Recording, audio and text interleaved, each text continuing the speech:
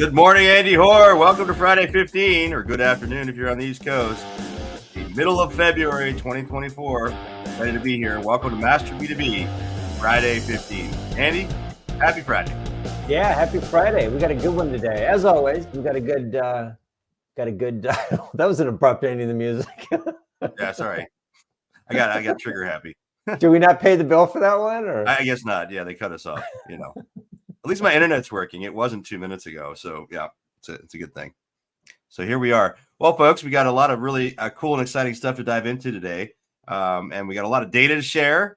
And we're tackling a great topic. But before we do that, Andy, of course, as usual. Oh, wait.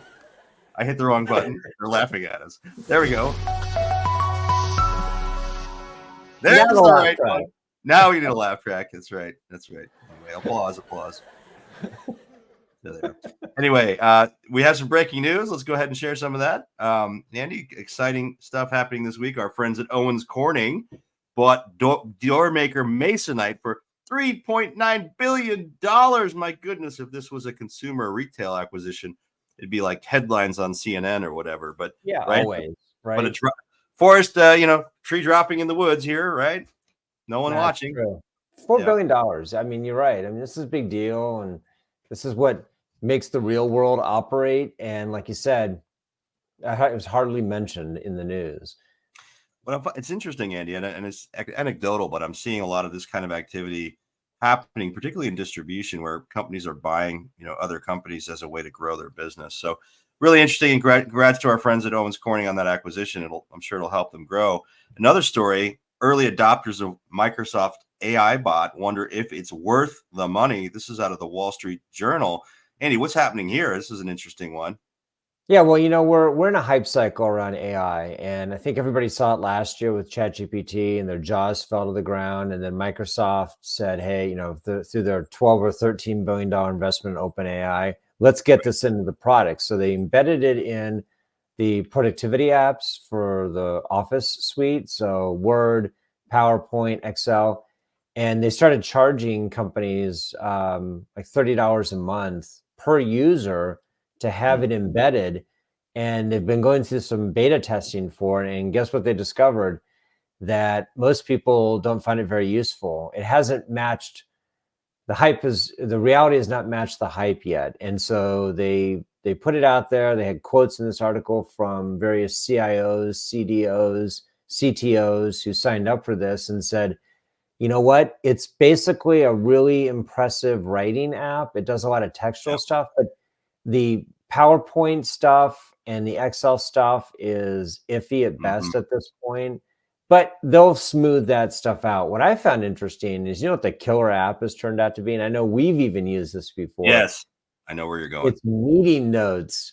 Yes. And what's happening is people are turning that on, especially on Teams, and many of them are not even attending meetings now. So we'll have a meeting of 10 people across multiple time zones. They'll just send their AI app to join the meeting. They'll read the summary afterwards. And as one person pointed out, they'll just skip through all the stuff that wasn't relevant to them. You can't do that when you're sitting on the call. So look for this. And what could be really interesting on the line is we could all have our bots having a meeting on our behalf. Right. Well, yeah. And I'm going to start sending my bot to our meetings. Then I don't have to look at you anymore. Exactly. Boy, sorry, you're killing me over here. Hey, one thing that I noticed. Right. I'm here all week. Excellent. No, actually, one thing I noticed, Andy, I was at the AD Summit, e-commerce summit this week in San Antonio, and AI is it's all the rage. But what's fascinating is we're starting to see, like you just mentioned on note taking, some real practical applications, coming out of the woodwork. One funny example, one company said, "Hey, I used AI, I used ChatGPT to write my AI security policy." So is it monitoring itself? I mean, it's really funny. So, I mean, how people are using it. And a lot of it is around, sort of content. So let's get into our topic today. Is online revenue cannibalizing offline revenue? This is a question. I heard it at AD this week, Andy. A couple executives are like, I'm still fighting the fight of, really making the case that digital investments are, existential investments that have to be made. But I'm still getting the pushback from the C-suite saying, what's my incremental revenue? And aren't we just shifting revenue from one channel to the other? And we pulled some interesting data on this, and the whole shift versus lift argument, right, Andy? And which is it, right? And honestly, it's some of both, isn't it? It is, but what I found with B2B companies, and I think B2C companies did this 15, 20 years ago, is they would Hmm. think about online as another channel, right? Even the channel language is amorphous, but they think about it as another channel, and it had to be self-supporting. It had to be Right. self-sustaining, right? Hmm. The problem with that is that the online channel is unique in that it actually modifies all the other channels, in Right. particular the offline channels. So you can't use it in isolation. But how many times have you and I heard this? People Yeah. trying to make the business case for digital, and the C-suite saying, well, you're going to have to lift some revenue here online, Right. ignoring the fact that online actually is saving money that might be defecting to a competitor by moving from the offline environment where it's not, wanted, or it's Right. not well cared for, to an online environment where actually all the research shows when you move somebody from the offline to the online, they Hmm. spend more, they have a Right. better experience, et cetera. So there's a definite reason in B2B to move people from offline to online. Yep. But too many executives, I think, still see that as a one-for-one trade. Yep. And they look at the cost of it and say, well, it's going to cost us money. We're not getting much out of it. It's like, no, wrong approach. It's the wrong way to think about it, I think. We have some data in here that'll show that. But I mean, B2B e-commerce, Andy, is huge, $2 trillion. I mean, you and I were talking about this prior to our podcast today, and it's really there's enough market in here, to satisfy both shift and lift, right? But I think folks have to recognize this is a broader effort, a broader trend. Any comments on this? Yeah, I mean, it's there's enough room here for everybody, Hmm. and the fight is for the future, not the past. And I think Right. too many of these companies still think like Yep. you and I were talking about this earlier. You said you went through this when you were in the B2C world, 10, 15 years ago. It's just amazing we haven't learned these lessons. But if you go to the next slide, Hmm. what's even more interesting is that there's some various estimates here, but pretty much most agree that B2B commerce, excluding EDI and the rest of that stuff, is really about 17% Right. penetrated. Yep. So what about the other 83%? Are they really that concerned that if we go from 17 to 18, it's going to destroy the business?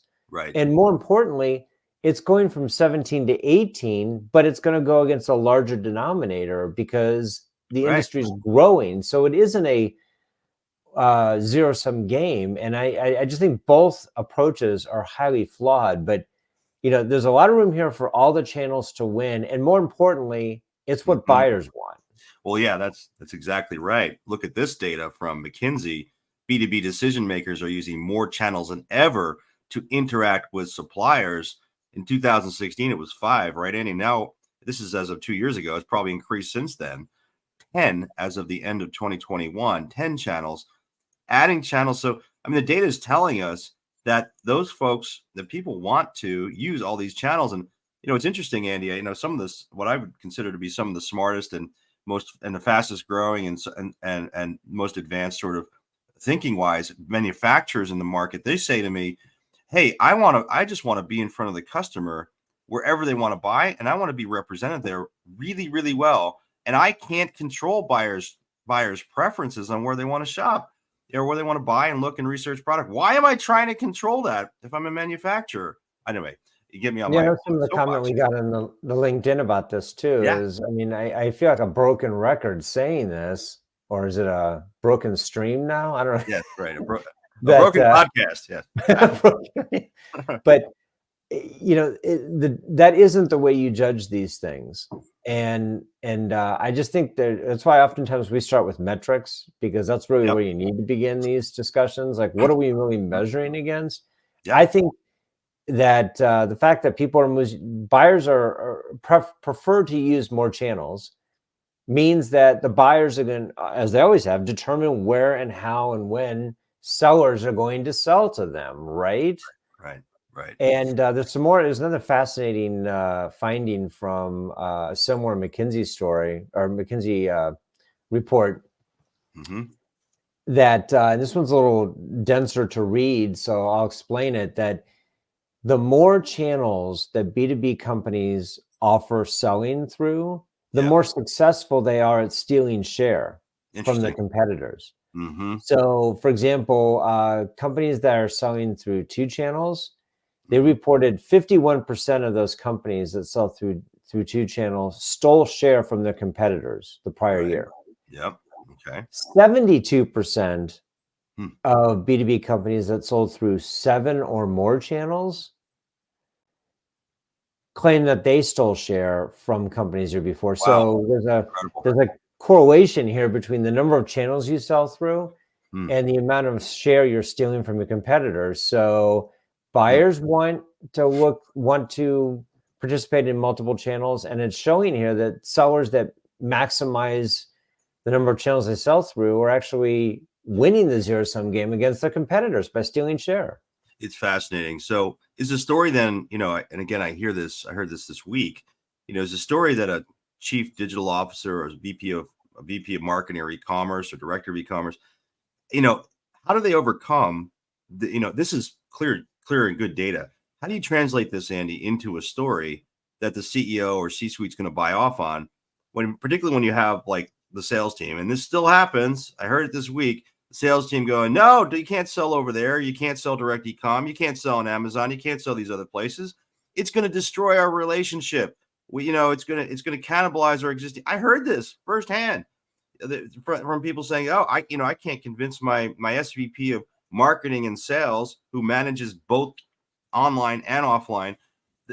I can't convince them to invest in some of this stuff because they have to feed the beast. They have to feed the traditional distribution channel, right? I can't cannibalize that. Why would I sell directly? It's got to all be incremental, right? Well, I don't want to minimize that argument because there is some truth to that. They've heavily Sure, invested in certain channels, right. but what get lost in this whole conversation is it doesn't matter what you want as a seller. All that Mm, matters is what do buyers want because they're going to decide on their own. And you could have the right. most beautiful, circumstance set up that you're offering to buyers, but if they choose not to like it, it doesn't matter. It's all wasted sunk cost. And so Yep. that's what's missing in the conversation. When I talk to companies, I always say, look, what does your buyer data say? And sadly, Yep. many of them don't have, especially online or omni-channel, they got offline buyer data. Yeah. But when you present, where are people researching, where are they buying, where are Mhm. they servicing, it Yep. can change based on product and change based on customer type. You need to service all these channels. Hmm. And most companies don't know, and as a result, they sort of default to what they've always known, which Right. is I've heard companies have told me this. Our value add is talking to our sales reps, and I'm like, if I asked your customers, would they say that? Right, exactly. Yeah, no, it's fascinating to me. I think in my book, I argue that you really have to understand the ultimate customer, the user of the product in the field, and understand their buying preferences and things like that as you make these decisions. But you're not going to change how they want to buy. I think one of the greatest examples, of all of this, Andy, is Granger. Right, you brought this example to light, and how Granger has evolved, how it's thinking about and presenting multi-channel selling.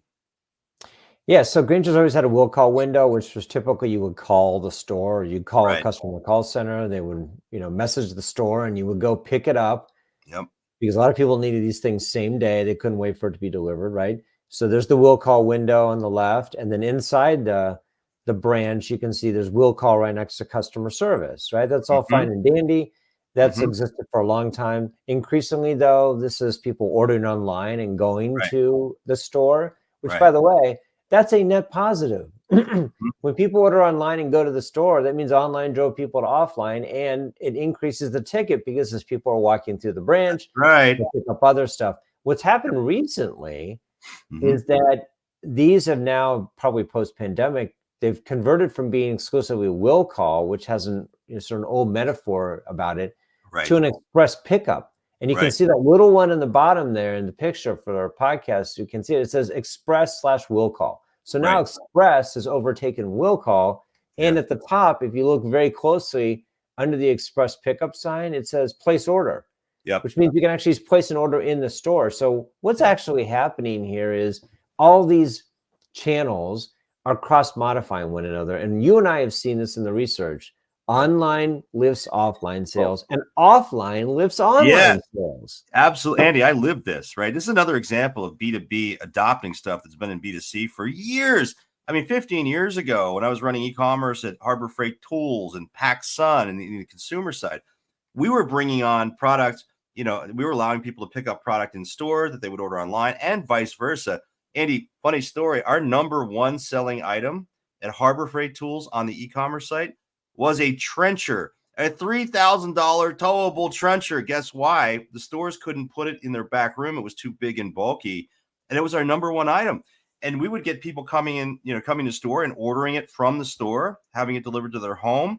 We had people ordering in store other items. But when we were driving traffic to the store, we proved out, but at both of those companies I mentioned, we proved out that folks were buying more when they went into the store, and vice versa. When we extended the aisle from the store through e-commerce, our associates would have, the extended aisle available to them, and they could order for pickup in the store or shipment to home. It all works together. It's just another example of B2B catching up to B2C, right? Thinking more omni-channel. So this is a settled issue. Buyers have already decided they want to be, they want the channels to blur and to blend. Right. The challenge has always been on the sell side. Yeah. They are organized a certain way. They struggle with it. They think a certain way. Yep. And the reality is there's no question here. The buyers have already decided this. There's only a question of when the sellers actually get on board with where the buyers are, which is why the conclusion here is that it's about both shift and lift. Yeah, it always has been, always will be. And you need to judge all channels, not just digital, all channels by these very same metrics, because I often joke that digital is held to an unfair standard. They have to demonstrate incrementality around everything, but a lot of the offline channels don't. Does the customer call center have to demonstrate incrementality? Yep, it is the wrong way to think. And I think as you look at companies, to your point, that are winning share, Grainger, Amazon, others, they do not think about incrementality the way that a lot of traditional B2B does. Guys, you have to, CEOs that are listening here, you got to be thinking differently about this. It's about everything working together. I love to say, Andy, it's not incremental, it's existential, these investments. Yeah, there you go. Right. That's so existential. Exactly. So we did our LinkedIn poll, right? Should online revenue necessarily cannibalize offline revenue in B2B? We asked our LinkedIn audience this. 96% said no, that e-commerce lifts all channels. I think our audience is probably a little biased, Andy, because they're mostly e-com folks. But, the point is that I think we all recognize that this is not just about incrementality, at least at the e-commerce, sort of operating in executive levels. It's really getting that thinking up to the C-suite, which exists at places like Grainger and MSC and Fastenal and et cetera, and obviously Amazon. So, folks, we're coming up. Go ahead. Sorry, Andy. No, that's you're totally right. You nailed it. Yeah. So just a couple things, because we're at Friday 18 now. A couple of upcoming events, folks. We have in-person events all over the country happening. We have waiting lists for, I think, more than half of these now, Andy. E-commerce executive roundtables in LA, Chicago, Atlanta, Dallas, Minneapolis. And then we have our summit coming up on June 4th. We are more than half full on that. We'd love to have you guys sign up for that. We do have a few complimentary tickets available for practitioners still available. And of course, we have a few sponsor spots left on that too, Andy. So, any solution providers listening in, we'd love to talk to you about that. It's going to be a fantastic event, about 130 people at the University of Chicago in June. And this is our summit here. Those of you watching, you can see some pictures of our summit. And of course, we also encourage you to join the forum. Andy, this week we had a fantastic back and forth. People asking about commerce, headless commerce platforms, things like that, approaches. Someone asked a question. We had like 15 people weigh in on the back and forth on comments, people offering to help. That's what the forum's about. It's about practitioners. It's only practitioners. You go to our website, masterb2b.com, click on forum. If you're a practitioner, submit an application to join, and it's free. And you can then network and get questions answered in a confidential setting. That was fantastic this week, Andy. I know you watched that happen as well as me. So that's exactly what the interaction that we see and want, and the value that we add, which is invaluable to a practitioner. Yeah, and there's nothing else out there like it that I know. I've never seen anything like it. Somebody had posted they needed help finding a UI UX vendor, and got bombarded with suggestions. And I actually spoke with that person, and she was thrilled. She was like, yeah, I actually used some of these people. I reached out to them. We did some interviews. They're moving through the process. So again, where else can you get recommendations that are that specific and that high quality? I can't really think of anything. No, you really can't. So anyway, folks, we're at Friday 20. Stephen Jawar, by the way, thank you for your comment. We'll get back to you on LinkedIn. Appreciate that as it came in. And folks, we'll see you next week on our next Friday 15. Don't miss it. We'll have another great topic to chat about. Andy, good day today. Talk to you soon. See you guys then.